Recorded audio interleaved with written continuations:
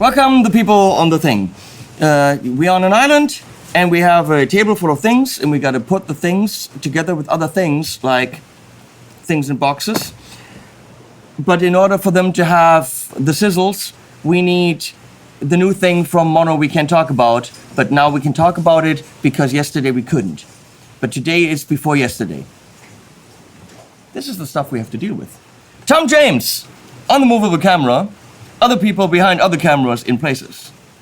Drinking. Andy, what are you drinking? I have the world's most wonderful pineapple shake. Ooh, that is good. I know. Do you know what else? Fine. You want one? No, I'm fine. As someone who knows about the sizzles, I have the resident Sizzle Pro here, Dr. Sizzle, also known as Island Colin. We left Colin Scott in Scotland. Nobody likes him. Island Colin is delightful. So Mono has new power supplies, and I'm a big fan of the chocks because they are very well designed. Super Pro, also not the cheapest. And a lot of companies are now following suit. Actually, the first one doing switching power supplies, switch mode power supplies, they're called. Can you get a nod?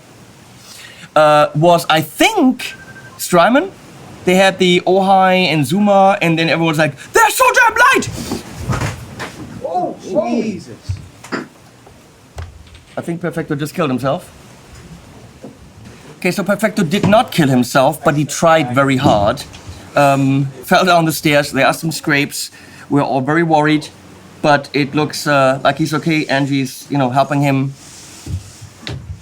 And we go back to talking about power supplies. Yes. Things that happen on the island. Zuma, Ojai, they were among the first to do them very light, and it was like, wow. And Chocks quickly followed suit with the DC7 and then the 4 and the 8 and stuff. So many people are now, Harley Benton, switching to the switch mode power supply, which apparently is technically different. Yes. If I ask, how is it technically different?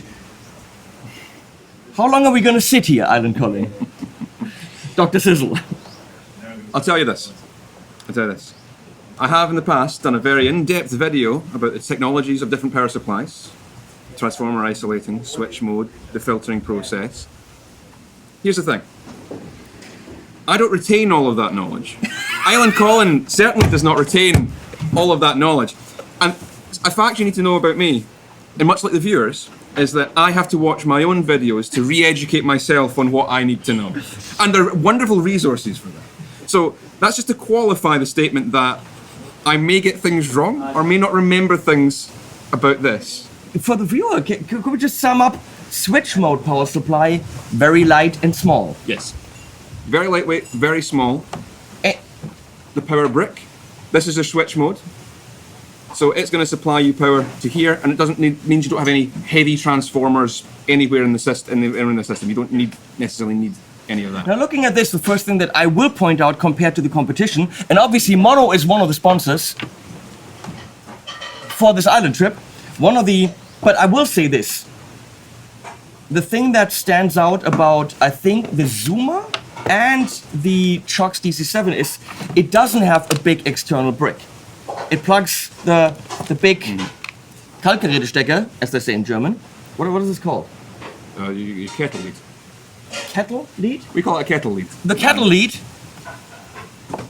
plugs in directly into the Chocks and the Zuma. Others, like the Bentons and these, are very small and light, which is great for under your board, but you have a bigger, I will call them laptop style power supply. So you have to decide where you want your weight and your slightly inconvenient external thingy, which then probably supplies 12 volt, I'm gonna go? 24. 24 volt.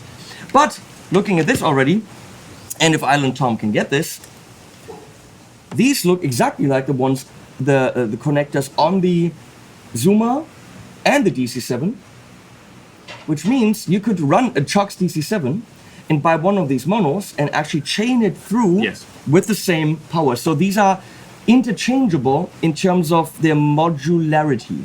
I've seen a lot of power supplies that are doing that. You can plug in and pull power out to the next system. So if you've only got the small one, but you want more sockets, you can get a second small one or a larger one.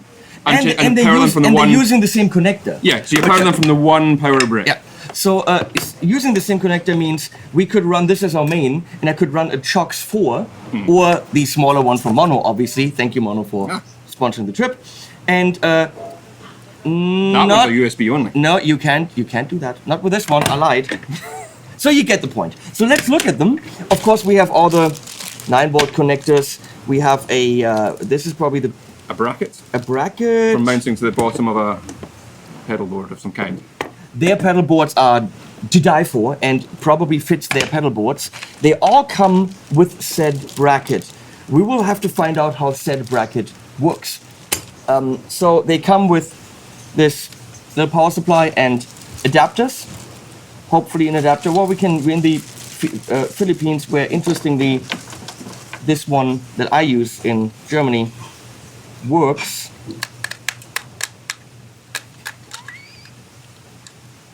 Hey, Jake? Can you figure this out? Thank you. Comes with Velcro strips. So let's look at the most important thing.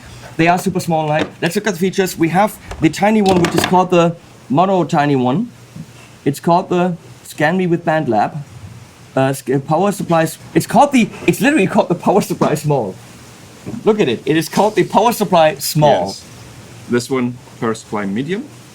That is okay. You need help naming Mono.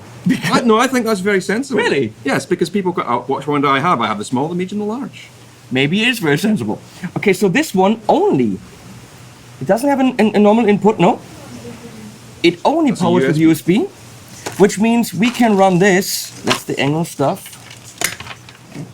Where is the cable? Are you kidding me? We're looking for a USB. Here, I'm like, it had to come with the cable. Yes. There's screws here, metal. They look like aluminum metal screws. No, self-tappers. Self-tappers. I don't know. Thank you for that. It was a sound. Appreciate You it. made a sound. Self-tapping screws. Yes.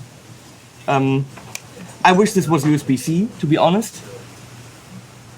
Because a USB-C cable you can get anywhere. A to B, it's kind of done, right? What's your stance on that? We're moving towards C on everything, but I still do see this the B connection on many things relating to power. I'm not sure the particular advantage of it, whether these are just cheaper. It is a more stable connection, but yeah. I would prefer, because I just have loads of them with me anywhere, USB-C to C cables. Would be convenient. Yes. Would be more convenient instead of having separate cables. We've all got long USB-C cables at this point. So we can plug this into a power bank. We have loads of them running solar here on the island. Floral Island Resort, Palawan. And then I don't see any other way to power this. No, it's USB only. No, it's USB only. It's upscaling from the 5 volts to the 9 volts. And then we have 500 at 9. 150, 150, 100, and 100. So it's not massive power, but we have at least one 500. Yeah. Which means for a fly rig board, which we will be building in a second, this is pretty damn nifty. And important for us to run it off of 9 volts. This kind of thing is really useful. Really useful if you've only got a small amount of pedals and you just want to take them on a portable rig. This is all you really need. Super small, it'll fit under any kind of pedal board, super light, and enough power for what? Well, most pedals are going to be well under, the current draw is going to be well under the 100, 150 mark. So this is pretty damn cool. Pricing, I cannot tell you as of yet, because these are not even released while we're filming this. Then the middle one, so this is powered with 24 in, 24 out, and that comes with the power supply. We cannot power this with power bank. I can never think of the word power bank, which is why some of the boards we're building, since they have to be mobile around the island and be independent of this, will actually run this one, and we're also putting trucks under them, because I brought some, because we have to be able to be independent of the mains power. So these will go on the bigger boards that we're using here. 2A 5-volt USB out. For charging phones, or USB powered devices that you might have, which is a very useful feature, I think, on power supplies. Absolutely. Because there's a lot of stuff you're running off of USB power these days. And then look at this ballsy power. 500, 500, 500, 500, 500, 500. 6 times 500. The last one can be switched 18, 9, and 12. Super light. Only, I would say, drawback, which it really isn't, is that it needs mains power, and that's only drawback for us here on the island. Yeah, for us unlucky people who are stuck on a lovely tropical Yeah, island. damn it. Yeah. Sorry. What a shame. Now the big kahuna, as I say here in Not Hawaii. It is called Power Supply Large. The Large. It's the one we want. Again, chain through, so you could chain these two together, like so. I kind of feel that it would have been very smart to do this one reversed. So you don't have to run a cable round about it. Yeah, because I have to run a cable around, or this one is the wrong way. If I want to make one really long one. I mean, that's just me. That's pitching on a high level. You've got a particular need for a very long one. We understand.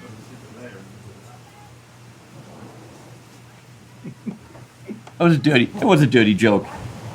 Colin made a dirty joke, Andy. I don't believe it. Island Colin, he would let regular Colin down. Regular Colin would be upset. Yeah. Okay, it's this- never been an East regular This is pretty damn ridiculous. Look at this. 2 amp. It's a. You can edit that out, right? I could. Perfecto's fine. There's a 97% chance he's gonna live. I like those those odds. I like those odds. I was afraid there for a sec. Perfecto doesn't have the best time. Sick yesterday, forced down the stairs today. Let's find out what we can do to Perfecto tomorrow. Increasing in severity up to ritual death. I think he's just trying to get out of work. That bum. I'd like a doctor's note on that, please. You will make videos. You will talk about pedals. You will talk about golden guitars. I mean, nothing. So, count it out here. That's ridiculous, the power. 1, 2, 3, 4, 5, 6, 7, 8, 9, and hold 10. 10 500 milliamp outputs. That's a lot of milliamp hours. 3 of them switchable between 9, 12, and 18. And we're sure that can deliver all of those all at the same time? Well, A, I wouldn't know. B, if I could test it, which I can't because I don't know about these things and how to test it, I wouldn't have the test equipment here. And I will never test it out because I will never put 10 500 milliamp. Nobody has that. To run that board, how many pedals would you need? If they're an average amount of digital / analog, some analog pedals using 7 milliamps and some of them using 15. We're talking about what, 100 pedals? No, Yeah. more. Perhaps. That's a big board, my friends. Not even John Frischlich from that band with the chili, I don't know how to say his name, will do that. Also, when I listen to the Chili Peppers, it always sounds like he's got 0 pedals on. So I don't know what everyone talks about his giant pedal board, when to my ears, literally there's not a single pedal on. It's straight into some amp, but I was like, what's John Frischlich's pedal board? Oh my god, we need to see the new pedal. He doesn't have any pedals on! He also has the need for an extra large one. Who doesn't like an extra large one? So this is impressive, Mono. Your power supply large, the large, it's a Monty Python joke, is impressive. And now we shall venture into a massive fighting video where we build pedal boards and employ, more realistically, this one, and maybe this one under the bigger board but we need some that we can move around. 4 videos on this Earth island. And that being said, let's test if Colin knows how my videos end. Animals at the end? He's watched one! Not a whole one. I'm gonna give you a whole one later. Hey. Penis joke! Animals at the end.